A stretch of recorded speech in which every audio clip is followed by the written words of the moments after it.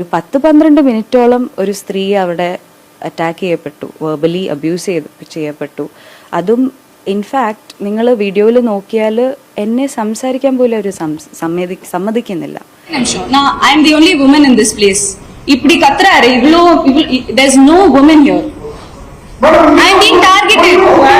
നടിയായിട്ടുള്ള ഗൗരി കിച്ചനെതിരെ തമിഴ് ഓൺലൈൻ മാധ്യമ പ്രവർത്തകർ നടത്തിയ ബോഡി ഷേമിംഗ് കമന്റ്സ് ആണല്ലോ ഇന്നലത്തെ ചർച്ചാ വിഷയം. അതേഴ്സ് എന്ന് പറഞ്ഞ സിനിമയുടെ പ്രൊമോഷൻ നടക്കുന്നതിനിടെയാണ് ഈ സംഭവം അരങ്ങേറുന്നത്. ഗൗരിയുടെ ശരീരഭാരം എത്രയാണെന്നുള്ള രീതിയിലുള്ള ചോദ്യമാണ് മാധ്യമ പ്രവർത്തകൻ ചോദിച്ചത്. എന്നാൽ നിങ്ങൾ എന്തിനാണ് എന്റെ ശരീരഭാരത്തെ കുറിച്ച് ചോദിക്കുന്നത്, എന്തുകൊണ്ടാണ് ഞാൻ അഭിനയിച്ച ക്യാരക്ടറിനെ കുറിച്ച് ചോദിക്കാത്തത് എന്ന് ഗൗരി മാധ്യമ പ്രവർത്തകനോട് തിരിച്ചു ചോദിച്ചു. നിങ്ങൾ ചോദിച്ചത് സ്റ്റുപ്പിഡ് ക്വസ്റ്റ്യൻ ആണെന്നും നിങ്ങൾ ചെയ്യുന്നത് ജേർണലിസം അല്ലെന്നും എന്നുള്ള രീതിയിലുള്ള ഒരു കിടില മറുപടിയാണ് മാധ്യമ പ്രവർത്തകന് ഗൗരി കൊടുത്തത്.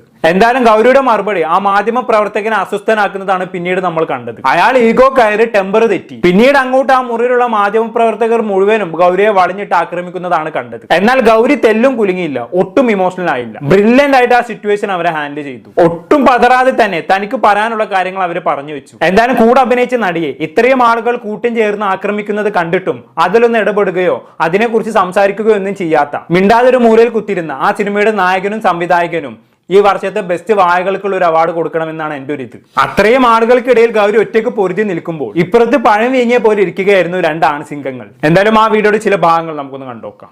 அன்னைக்கு ஹீரோ கிட்ட கேட்டீங்க, அவங்க இப்படி இப்படி அவங்களை தூக்குறீங்க, அவங்களுக்கு எவ்வளவு வெயிட், அது ஒரு ஃபர்ஸ்ட் பாடி ஷேமிங். அது பாடி ஷேமிங். நீங்க பேசும்போது நான் உங்களை இன்டரப்ட் பண்ணல, நான் பேசுறேன், நீங்க இன்டரப்ட் பண்ணாதீங்க. அது டைரக்டரோட சாய்ஸ். நீங்க யாருக்கு அது கேக்குறதுக்கு? சரி நடத்துங்க, நான் ஏங்க உட்கார வச்சிருக்கீங்க? இல்ல அது ஏன் சாய்ஸ்ங்க, நான் ஏன் வெயிட்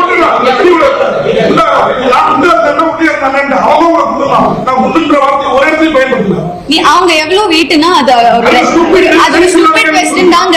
நான் உங்களுக்கே சொல்றேன், அது ஒரு ஸ்டூபிட் क्वेश्चन தாங்க. அது என்ன கேள்வி அது சார்? நீங்க அது என்ன கேள்வி? நான் ரொம்ப ரெஸ்பெக்ட்ஃபுல்லா கேக்குறேன் சார். நான் உங்களை ரொம்ப ரெஸ்பெக்ட்ஃபுல்லா பேசுறேன், நீங்க கத்துறீங்க என்கிட்ட. நீங்க தான் மரியாதை காமிக்கல. ஒரே நிமிஷம் நான் ஒரே நிமிஷம் சார். அவர் பேசி முடிச்சது ஒரே நிமிஷம். நான் I am the only woman in this place. இப்படி கத்துறாரு இவ்ளோ there is no woman here. I am being targeted just because I am a woman. நீங்க ஒரு பொம்பளை அந்த ஒரு பேசிக் ரெஸ்பெக்ட் காமிக்காம என்ன நீங்க வெச்சு கத்துறீங்க நீங்க. ஆமா, அப்புறம் அப்படி ஒரு கேள்வி கேட்டா நான் அன்னைக்கு ஒன்னும் சொல்லல சார். அன்னைக்கு நான் ஒன்னும் சொல்லல, நான் உங்களை ரெஸ்பெக்ட் பண்ணேன். சரி, அது நான் அந்த கேள்வி ப்ராசஸ் பண்றதுக்கே அந்த டைம் எடுத்தது, அதனாலதான் அன்னைக்கு நான் ஒன்னும் சொல்லல. ஆனா என்ன அது ஒரு மென்டல் ஹெல்த் சார் நான் சொல்றேன், டோன்ட் இன்டரப்ட் மீ. நான் சொல்றது every woman has a different body type. என்னோட பிரச்சனை உங்களுக்கு எப்படி தெரியும்? எனக்கு ஹார்மோனல் பிரச்சனை இருக்கு. எனக்கு சார் அது என்ன பத்தி கேட்டா சொன்னா எனக்கு ஒரு ஒபினியன் இருக்காதா? ஆமா, அதுக்கு நான் ஜீரோ சைக்கிள் இருக்கணுமா? சரி, என்ன தப்பா? அது தப்புதான் சார். நீங்க பாடி ஷேம் தான் பண்ணீங்க, அது தப்புதான். Like I would like to take this opportunity.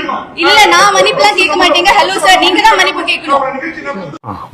ഇത്രയൊക്കെ ചെയ്തു വെച്ചിട്ട് ലാസ്റ്റ് ആൾ പറഞ്ഞത് കേട്ടോ. ഗൗരി അയാളോട് മാപ്പ് പറയണം പോലും. ഞാൻ 10-30 കൊല്ലമായിട്ട് ഇവിടെ മാധ്യമ പ്രവർത്തകനായിട്ട് ജോലി ചെയ്യുന്ന ആളാണ്. ഗൗരി എന്നെ അപമാനിച്ചു, അതുകൊണ്ട് എന്നോട് മാപ്പ് പറയണം പോലും. നല്ല ബെസ്റ്റ് മനുഷ്യൻ. ഗൗരി പറഞ്ഞത് തന്നെയാണ് ശരി. ഇവനൊന്നും മാധ്യമ പ്രവർത്തകൻ എന്ന് വിളിക്കാൻ പറ്റില്ല. കഴിഞ്ഞ 10-30 കൊല്ലമായിട്ട് ഇതുപോലെയുള്ള ഊളത്തരങ്ങളെല്ലാം അവൻ ചെയ്തുകൊണ്ടിരുന്നത്. ഇനിയെങ്കിലും ഈ പണിയൊക്കെ നിർത്തി വീട്ടിൽ പോയിരിക്കുന്നതായിരിക്കും അണ്ണന് നല്ലത്. ഇല്ലെങ്കിൽ നല്ല ഉശിരുള്ള പിള്ളേരെയൊന്നും ഇതുപോലുള്ള വർത്താനം കേൾക്കുമ്പോൾ കിടന്ന് ബബ്ബ പഠിക്കേണ്ടി വരും, ബഹളം കൂട്ടേണ്ടി വരും. മറുപടി ഒന്നും പറയാൻ കിട്ടില്ല. ഒരു 4-5 മിനിറ്റ് ഇയാള് ബഹളം കൂട്ടിയതിന് ശേഷമാണ് ഗൗരിക്കൊന്ന് സംസാരിക്കാൻ പോലും അവസരം കിട്ടിയത്. ഇയാളും കൂടെ ഉണ്ടായിരുന്ന മറ്റുള്ള ആളുകളും ഇരുന്ന് കുരയ്ക്കുന്ന സമയത്ത് ഗൗരി അതെല്ലാം ഇരുന്ന് കേട്ടു. നിങ്ങൾ പറഞ്ഞു കഴിഞ്ഞാൽ പറയൂ, എന്നിട്ട് ഞാൻ തുടങ്ങാം എന്നുള്ള രീതിയിൽ വളരെ സൗമ്യമായിട്ടാണ് ഗൗരി പറഞ്ഞത്. എന്നിട്ട് അവസാനം സംസാരിച്ച് തുടങ്ങിയപ്പോഴാണെങ്കിലോ ഇവരെല്ലാരും കൂടി പിന്നെയും ബഹളം വെക്കാൻ തുടങ്ങി. പത്രസമ്മേളനത്തിന്റെ വീഡിയോ മുഴുവനും കണ്ടവർക്കറിയാം, ലിറ്ററലി എല്ലാവരും ഗൗരിയെ വളഞ്ഞിട്ട് ആക്രമിക്കുകയാണ് ചെയ്തത്. ഒരുത്തം പോലും എന്തിന് സിനിമയുടെ ഹീറോ എന്ന് പറഞ്ഞ് അപ്പുറത്ത് ഇരിക്കുന്നവൻ പോലും വാക്ക് കൊണ്ടോ നോട്ടം കൊണ്ടോ ഗൗരി ഒന്ന് സപ്പോർട്ട് പോലും ചെയ്തില്ല. അവൻ തലയും താത്തിരിക്കായിരുന്നു. ഡയറക്ടർക്ക് പിന്നെ എന്താണ് അവിടെ നടക്കണമെന്ന് മനസ്സിലായില്ലെന്ന് തോന്നുന്നു. അയാളും പഴം വീങ്ങിയ ഒരൊറ്റ ഇരിപ്പായിരുന്നു. എന്നാലും ഗൗരി അതിമനോഹരമായിട്ട് തന്നെ ഈ സിറ്റുവേഷൻ ഹാൻഡിൽ ചെയ്തു എന്നുള്ളതാണ്. അതുകൊണ്ട് സത്യം പറഞ്ഞാൽ ഗൗരിയോട് ഒരു ബഹുമാനം ബഹുമാനം ഒക്കെ തോന്നിപ്പോയി. കാരണം അത്രയും ആളുകൾ കടിച്ചു കീറാൻ വേണ്ടി നിന്നപ്പോഴും ഒട്ടും പതറാതെ ഒന്ന് ശബ്ദിക്കുക പോലും ചെയ്യാതെ ഗൗരി തനിക്ക് പറയാനുള്ള കാര്യങ്ങൾ പറഞ്ഞു വെച്ചു എന്നുള്ളതാണ്. ഗൗരി വിഷയത്തെ ഡീൽ ചെയ്യുന്ന രീതി കണ്ടപ്പോൾ സത്യം പറഞ്ഞാൽ അവരോട് റെസ്പെക്ട് തോന്നിപ്പോയി. കാരണം ഞാനൊക്കെ ആണെങ്കിൽ എന്തായാലും എന്റെ കൺട്രോൾ പോയിട്ടുണ്ടാകും, പൊട്ടിത്തെറിച്ചിട്ടുണ്ടാകും. അല്ലെങ്കിൽ നിങ്ങളൊന്ന് ആലോചിച്ച് നോക്കി, ഒരു സിനിമയുടെ പ്രൊമോഷന് വന്നിരിക്കുമ്പോൾ എന്തെല്ലാം ചോദ്യങ്ങൾ ചോദിക്കാം അല്ലെ? സിനിമ സംബന്ധമായി തന്നെ എത്ര ചോദ്യങ്ങൾ ചോദിക്കാനുണ്ടാകും.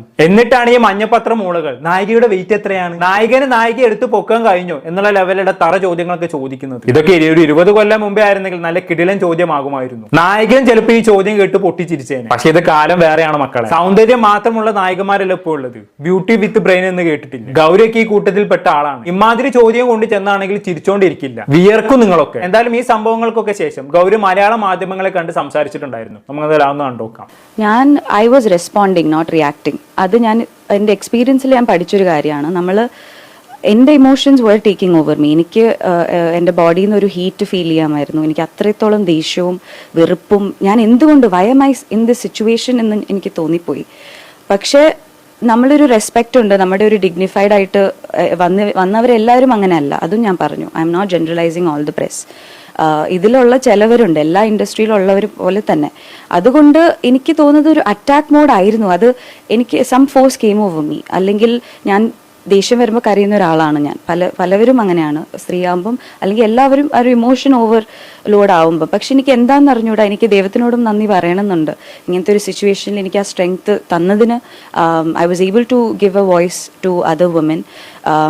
ഒരു സപ്പോർട്ട് കിട്ടിയിരുന്നെങ്കിൽ കുറച്ചുകൂടെ ഈസി ആയിരുന്നു. ബിക്കോസ് ആക്ച്വലി ഡയറക്ടറിനോടായിരുന്നു ചോദ്യം.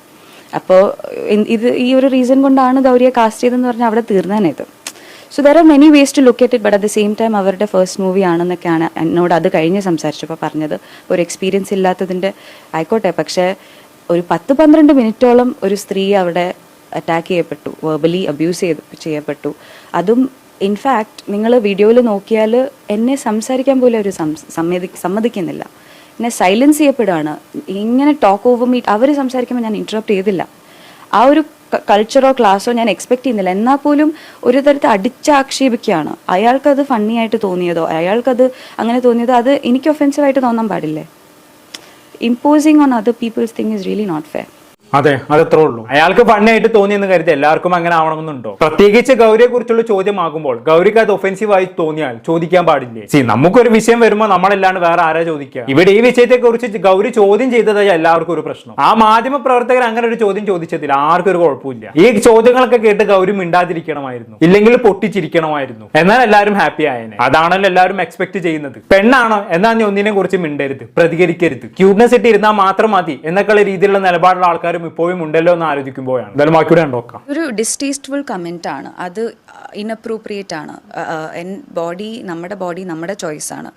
ഇൻഫാക്ട് അയാൾക്ക് എന്ത് പവറാണ് ഞാൻ വണ്ണം കുറയ്ക്കണം അല്ലെങ്കിൽ എൻ്റെ ബോഡിയെ പറ്റി എന്ത് കമൻറ്റ് ചെയ്യാനും അയാൾക്ക് എന്ത് അർഹതയാണുള്ളത്? ഓരോ പടത്തിനും അതിൻ്റെതായ റിക്വയർമെൻറ്റ്സിനനുസരിച്ച് നമ്മൾ എല്ലാ ആക്ടേഴ്സും ചെയ്യുന്നുണ്ട്. ഇല്ലെങ്കിൽ പോലും പുള്ളിക്കറിയോ എൻ്റെ മെഡിക്കൽ ഹിസ്റ്ററി, എൻ്റെ ഗട്ട് റിലേറ്റഡ് ഇഷ്യൂസോ ഹോർമോണൽ ഇഷ്യൂസോ. എനിക്കൊരു പ്രശ്നം ഇല്ലെങ്കിലും ഓരോരുത്തർക്കും ഒരു ബോഡി ടൈപ്പ് ഉണ്ട്. അതെൻ്റെ വർക്കിനെ ബാധിക്കുന്നില്ലെങ്കിൽ പ്രസ്സിനോ ആർക്കാണ് എന്തിനാണ് ഈ പ്രശ്നം? ഒരാളെ അങ്ങ് അടിച്ച് താഴ്ത്താൻ വേണ്ടിയുള്ളൊരു ഇൻറ്റൻഷനൽ, ഒരു പുരുഷനോട് ഇതൊരിക്കലും ചോദിക്കൂല. അതാണ് എനിക്ക് അവിടെ ഒരു ഹീറോ ഉണ്ടായിരുന്നു. അവരോട് സിനിമയെ പറ്റിയും എല്ലാം ചോദിച്ചു.